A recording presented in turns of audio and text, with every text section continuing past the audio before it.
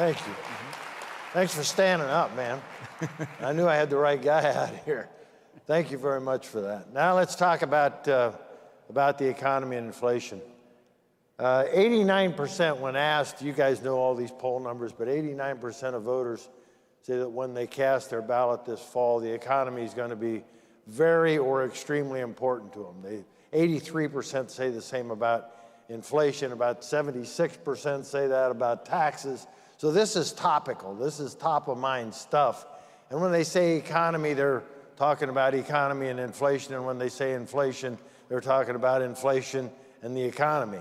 Larry, you're on radio every day. You're talking to people all across the country every day. What are you hearing from folks? Are these numbers close to accurate, or are they just... No, absolutely. People are concerned about the prices of everything going up. Gas prices are going up, grocery prices are going up, prices of a home are going up, prices for used and new cars are going up. And AOC, who got a degree in economics, says that the only way to get this down is to pass Build Back Better. And she argues that the reason for the higher prices is because of the supply chain. One of my frequent guests on my program is Leo Haney, and I know you know him, Kevin. He's an economist from UCLA. He tells us every day, the president, when we see him once in a great while, tells us that all is well. And they like to point to a GDP that is pretty robust. But they also like to tell us that these jobs are getting created. What do you see in the data? I know you study it pretty carefully. Yeah, sure. You know, like first, you know, Larry Kudlow, didn't he do a great job, everybody? Sure did. You know? And Larry and I and Mercy, we used to hang out in the Oval with President Trump, and we would be talking about how to make the economy better. And I swear that the craziest, stupidest idea we ever saw anyone come up with doesn't compare to what Joe Biden's been doing to this economy. And like, think about it. He calls it Build Back Better. But if you look at the way they're spending the money, they're not building anything. There's nothing better. Right? And they're proposing all this stuff we've never done before, like spending money on this new age energy and things like that. So we're not going back to anything either. So it's not building, it's not back, it's not better. It's just an attempt to destroy the country. And Larry Kudlow has led an incredibly good effort to stop it. But the reason we have to stop it is inflation is out of control. And a metric of how crazy politics is now, and how, I guess there are fewer media folks here now, and how the media lets them get away with it, is that the White House has been bragging about how wage growth was like 4% last year. And wow, isn't that great wage growth? That's really high wage growth compared to like most years since World War II. But inflation was up 7.5%. And so that means everybody lost 3.5%. Okay, and so people are worse off right now, and they're the people that are calling up Larry and talking about the fact that they go to the gas pump and it's $5 a gallon now in California. And then you go, no kidding, I went to a McDonald's and it was $7 for a Big Mac. I love Big Macs, but maybe they were gouging at this McDonald's, but the fact is that those prices are higher, and they're higher because of Biden's failed policies. And we could dig into that, but final thought, that when President Trump took office, the Democrats told everybody, they had these two words, they're really boring words, but they're called secular stagnation.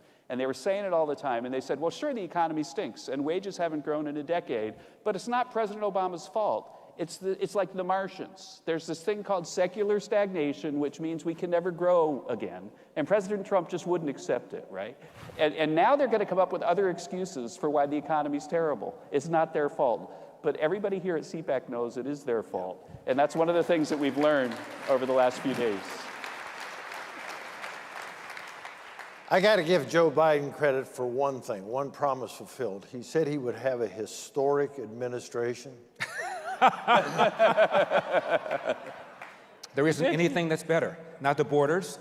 Almost 2 million people tried to enter the border illegally. They've got about 300,000 getaways. They weren't tested for COVID. We talked about the economy. Inflation's completely, totally out of control, paying people not to work. I can't think of a single part of our economy, foreign policy. The Afghan pullout was an absolute disaster. It made us look weak and feckless. And the Chinese are watching. The Iranians are watching. North Korea's watching. And he's trying to now get us back into this Iran deal. And this deal is worse than the one before. We still don't have the ability to inspect anywhere at any time. We have to give them notice. It doesn't include the intercontinental ballistic program of Iran. And in 2.5 years, they will be able to get a nuke. So If there's somewhere that he has improved the American status, economy, foreign policy, please tell me what it is. You just mentioned Iran. Kevin was there. He was at the elbow of President Donald Trump when they brought Iran to its knees. We're talking about imposing sanctions on Russia, on Vladimir Putin, for the action in Ukraine. Kevin, share some, I think this is critical insight, folks. We've got an expert, somebody who's been there and done that. And I want Kevin to explain to us a little bit what you did to Iran and what maybe we should be doing to Vladimir Putin right now. Like what Vladimir Putin right now is putting the world on the edge of war. And we all know how threatening that can be. He put his nuclear arsenal, basically at the ready this morning. And so he's threatening us all, and we can do something about it. And I can remember we were sitting in the Oval Office, and Mercy would always sit in one of the couch chairs. It's like she always, because she— One of the most comfortable couch chairs? She was always, but she would be back, and the president, after listening to us, would turn to Mercy and then find out what the truth really is and what he should do. and we were talking about sanctions once, and there's like all the SWIFT this, and there are all these complicated things in the State Department, and then President Trump did something that everybody here would expect him to do because you know him so well watching him on stage. And he said, no, here's what we're gonna do. If you do business with Iran, you can't do business with us, period. Okay, and then he called up our allies, you were there. And he said, okay guys, here's how it goes. Like if you do any business with Iran, then you can't do business with us. And so everybody else stopped doing business with Iran. Their GDP dropped 75%, 75%. That he absolutely brought that country to its knees with Trumpian common sense. And there's all these things, and he tracked people down. He had people following freighters and calling the captains and say, we're going to impound your boat if you land in Iran. Do you remember that Chinese lady who got arrested in Vancouver from Huawei? Do you remember why she got arrested? Because Huawei was doing business with Iran. Okay, that was how dogged President Trump was to bring Iran to its knees. Now, Joe Biden is trying to end that so Iran can get faster to nuclear weapons, but we should do that to Russia. We should do that to Russia right now. We could absolutely, cripple their economy with a playbook that Donald Trump invented. And yet Joe Biden, one of the first things he said, we're going to impose these brutal sanctions on Russia, but we're not going to touch his oil and gas industry. I mean, it's just... So I don't want to interrupt, but when we started this, the Iranian, they were selling about $2.5 million or barrels a day of oil. When we finished this, it was down to less than 200,000. 200,000. And so that's what should happen to Putin. That's what should happen. That's economic pressure. I urge anybody to watch Donald Trump on YouTube, 2018, Brussels, Belgium, and he gave a tongue lashing to the NATO allies for their growing dependence on oil and natural gas from Russia, for not ponying up their percentage of the GDP, for relying on us. So here you are becoming increasingly dependent upon Russia, but you're turning to us to defend you against Russian aggression.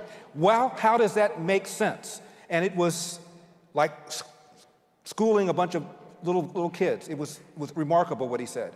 And that's what you mean, Kevin, by Trumpian common sense. It makes no sense. At one time, Germany had 16 nuclear power plants. Now they've got 3, becoming increasingly dependent upon Russia, and then they turn around and they want us to defend them against Russian aggression. How does that make any sense? Yeah, and the last thought about that is that President Trump went to the first meeting with the Germans, and he said, you have a treaty obligation to NATO to spend 2% of your GDP on defense, and you're not doing it. And he talked last night about how he threatened, okay, I'm going to stop protecting you if you're not going to help protect yourself. The Germans announced today, after watching Putin, that they're going to increase their defense spending above 2%. Okay? If they had listened to Trump a couple years ago. Surprise. Yeah. Little late. Little late. Let's come back and bring energy and inflation and inside our own borders. One of the things that's almost criminal about inflation, it works just like a tax. Everything you touch is higher priced today. How How it's only 7.5%, Kevin, I don't know, because all the stuff we're buying that we really need, fuel oil's up 46%, and gas is up 40%, used cars are up 40%, rent in our big cities is up about 20%. So all the stuff that you really need to survive on is up way more than 7.5%. That's why people are telling me, at least, the hurrier I go, the behinder I get. Yeah. And the longer you hang on to a dollar, the less you can do with it. It is one of the most oppressive taxes. I'll use that word again because it works just like a tax, taking money out of your pocket that you can't do anything with. And of course, it disproportionately hurts people who are at the bottom. That's what the question I wanted you to address.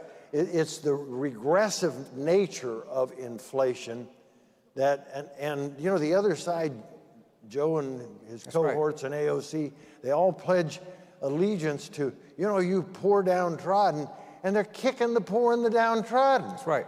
Tell us, Larry, you see it. Of course, the wealthier you are, the easier it is for you to absorb any kind of increase. And the poorer you are, the more of a bite it takes out of your pocketbook. I've always been angry at the way the media refers to the recession of 2000, 2008 as the Great Recession.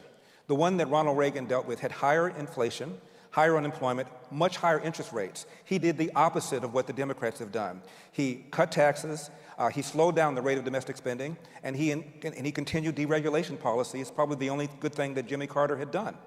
This administration and the Obama administration did the opposite. We're going to run out of time, and I can tell we are. We're just getting warmed up. The one thing I want to add to that is that the left does not care about poor Americans. And I don't care what their race is. Right. But 4 million people came off of poverty because of our economic policies. Income inequality declined by a sharper amount than all the way back to World War II. Remember, they tell us income inequality is this terrible problem. Well, it got really bad under Obama. But under President Trump, it got better, and they didn't talk about it. African-American unemployment was the lowest it's ever been. African-American home ownership grew by more than it ever has. All of this happened because of the success of Trump's supply-side policies, and right now it's being reversed radically. And the economics of it, I know everybody loves to have economic lectures. That's why I'm here. But the economics of it is just that if the price of something goes up, then maybe you switch to something else. But if it's the food that you got to eat and the gas you need to get to work, you can't switch to something else. Right. And it's the poorest Americans that can't, that they spend most of their money on stuff that are necessities. And they're just radically worse off under Biden than they've been under any president that I can remember. And Bob, the Democrats pride themselves on caring about black people. And as Kevin pointed out, under the Trump administration, black unemployment lowest ever. Donald Trump put historically funding for black colleges on a permanent basis for 10 years. He pardoned Jack Johnson, the first black heavyweight champion. Even Barack Obama didn't do that. George W. Bush didn't do that. There was a 15-year effort by Ken Burns and Sylvester Stallone, the actor, to do that. Neither of those presidents did it. Donald Trump did it. And Donald Trump secured the borders. The reason that's important is that the people that are hurt the most by unskilled illegal aliens, and that's most of them unskilled, are black and brown people living in the inner city with high school or less education. And he supported school choice to give people an option out of a bad, underperforming government school.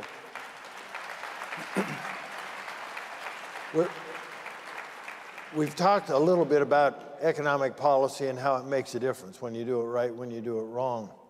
In the couple minutes we've got left, I want to go there. I remember distinctly, you know, when COVID hit, when the pandemic hit, almost overnight we lost 20-some million, 24 million. I'm looking at my nose, 24 million jobs, literally in a matter of hours, it seemed.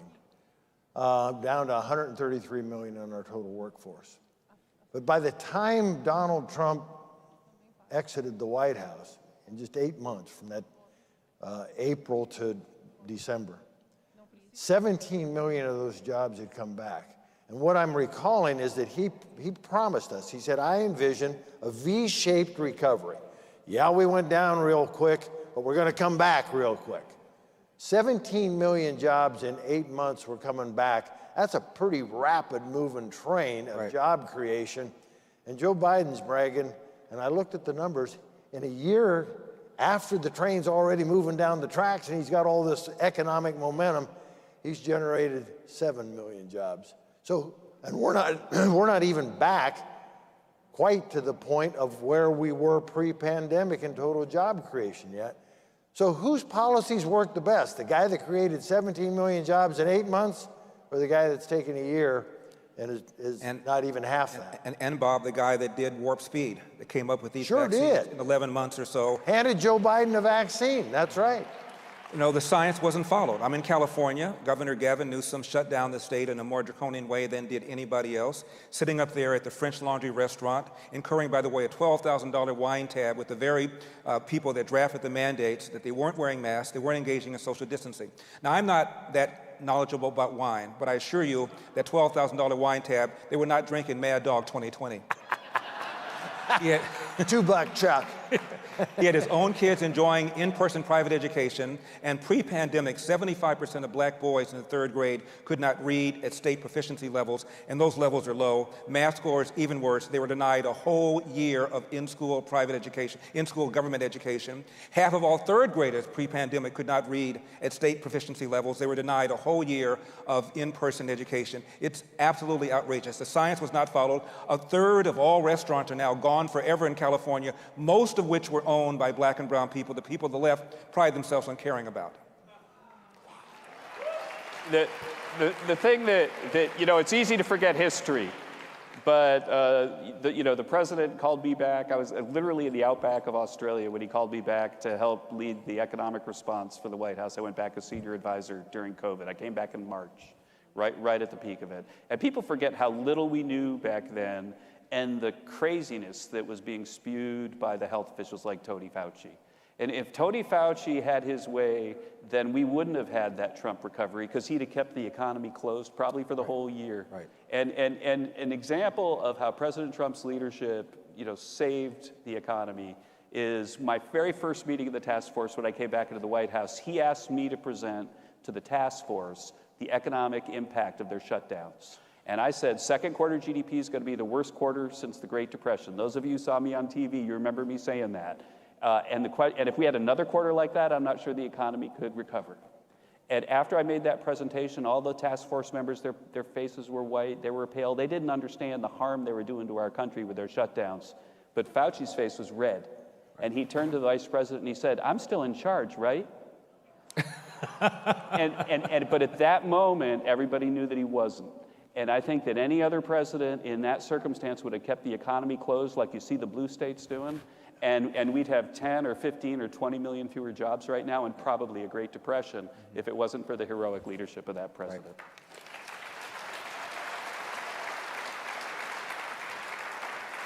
Put your hands together very loud and thank Kevin and Larry Elder for a great panel.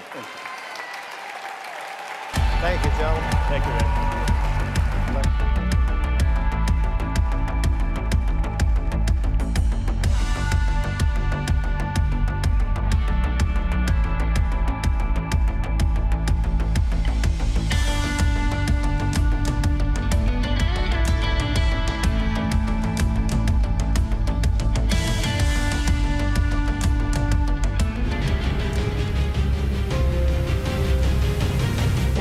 People are back.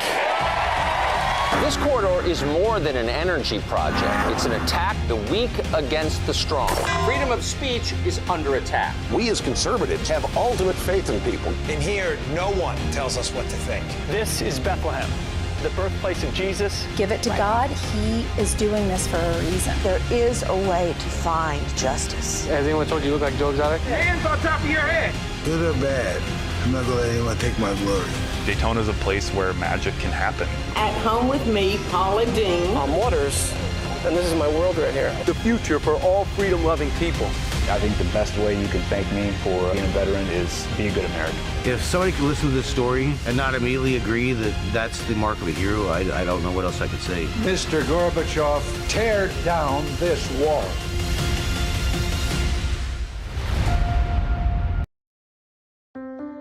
At Duke Energy, we deliver electricity and so much more, like free home energy assessments, rebates for energy-saving improvements, payment options to help you better manage your budget, and even bill credits for helping the community use less energy. So no matter what you're doing, we can help you make better energy choices every day. It's just another way we bring power to your life. How much can you save? At Taco John's, you can expect one thing: so good. As in quality ingredients used in tacos and burritos.